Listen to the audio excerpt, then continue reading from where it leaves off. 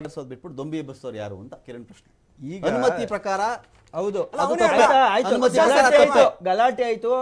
ಆ ಗಲಾಟಿನ ನಿಲ್ಸಕ್ ಟ್ರೈ ಮಾಡಿದ್ರೆ ಕುಮಾರಸ್ವಾಮಿ ಅವರು ಇಲ್ಲ. ಈಗ ಅವರು ಹೇಳ್ತೀನಿ, ಇದಕ್ಕೆ ಸಿಂಪಲ್ ಎಕ್ಸಾಂಪಲ್ ಕೊಡ್ತೇನೆ. ಇವತ್ತು ಎಲ್ಲಿ ಬಿಜೆಪಿ ಗೆಲ್ಲಲ್ಲ ಅಂತ ಇವ್ರಿಗೆ ಸರ್ವೆ ಬಂದ್ಬಿಡುತ್ತೆ, ಅಲ್ಲಿ ಸಮಸ್ಯೆಗಳು ಹುಟ್ಟಾಗ್ತವೆ. ಹೆಂಗೆ ನಿಮ್ಗೆ ಒಂದು ಸಿಂಪಲ್ ಕೊಡ್ತೇನೆ. ನಿಮ್ಗೆ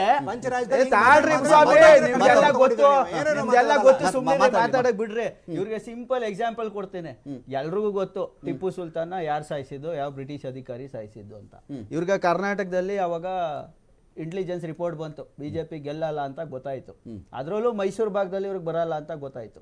ಅವಾಗ ಅವ್ರು ಹುಟ್ಕೊಂಡಿದ್ದೇನ್ ಗೊತ್ತಾ, ಕೋಮುಗಳ ಮಧ್ಯೆ ಜಗಳ ಬಿತ್ತಬೇಕು. ಬಿತ್ತಿದಾಗ ಅಲ್ಲೇನಿದ್ರು ಒಕ್ಕಲಿಗರ ಸಂಖ್ಯೆ ಜಾಸ್ತಿ ಇತ್ತು. ಅವ್ರಿಗೆ ಮುಸ್ಲಿಮ್ಸ್ಗೆ ಇಡ್ಬೇಕಿತ್ತು. ಅವಾಗ ಉರಿಗೌಡ ನಂಜೇಗೌಡ ಅಂತ ಹುಟ್ಟಿಸ್ಬಿಟ್ಟು ಒಕ್ಕಲಿಗರನ್ನೆಲ್ಲ ಹಿಂದೂಗಳು ಮಾಡ್ಬಿಡ್ತಾರಾಗ. ಒಕ್ಕಲಿಗರೆಲ್ಲ ಏನಾಯ್ತಾರಾಗ ಹಿಂದೂಗಳಾಗ್ಬಿಡ್ತಾರೆ. ಅವ್ರು ಒಕ್ಕಲಿಗರಾಗಿರ್ತಾರೆ, JDS ಕೋಟ್ ಹಾಕ್ತಿರ್ತಾರೆ.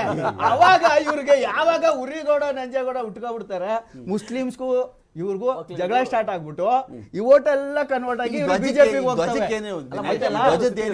ಇದೇ ಟರ್ಮು. ಇವಾಗ ನಮ್ಮ ಕುಮಾರಸ್ವಾಮಿ ಅವ್ರಿಗೆ ಅಲ್ಲಿ ಇಂಟೆಲಿಜೆನ್ಸ್ ರಿಪೋರ್ಟ್ ಬಂದ್ಬಿಟ್ಟಿದೆ. ಯಾವಾಗ ಬಿಜೆಪಿ ಜೊತೆ ಹೋದ್ರು ಅಲ್ಲಿ ಜನಗಳು ಅವ್ರ ಒಲವು ಇಲ್ಲ. ಆ ಒಲವನ್ನ ಈಗ ಡೈವರ್ಟ್ ಮಾಡ್ಬೇಕು, ಒಕ್ಕಲಿಗರನ್ನ ಹಿಂದೂಗಳ ಕನ್ವರ್ಟ್ ಮಾಡ್ಬೇಕು. ಬಂದ್ರೇನೆ ನಂಜೇಗೌಡ ಏನೋ ಇಶ್ಯೂನ JDSಗೆ ಸೇರಬೇಕಾಗಿದ್ದ 4.5% ಓಟ್ ತಗೊಂಡ್ರಿ ಬಿಜೆಪಿ. ಅದರಿಂದ ಅವ್ರು ಚೆನ್ನಾಗಿ ಬಂದ್ರು, ಯಾವತ್ತೂ ಅಷ್ಟು ಓಟ್ ನೋಡಿರ್ಲಿಲ್ಲ. ಅದಕ್ಕೆ ಇವಾಗ ಈ ಕೇಳಿ 4% ಇವತ್ತು ಮಣಿಪುರದಲ್ಲಿ ವರ್ಕೌಟ್ ಆಯ್ತೈತೆ. ಕೂಕಿ ಮತ್ತೆ ಈ ಮೈತಿಯ ಸಮುದಾಯದಲ್ಲಿ ಇದೇ ಏನ್ಗೆ ಇವ್ರಿಗೆ ರಿಪೋರ್ಟ್ ಬಂದಾಗ ಅವ್ರ ಮತ್ತೆ ಇಟ್ಬಿಟ್ಟು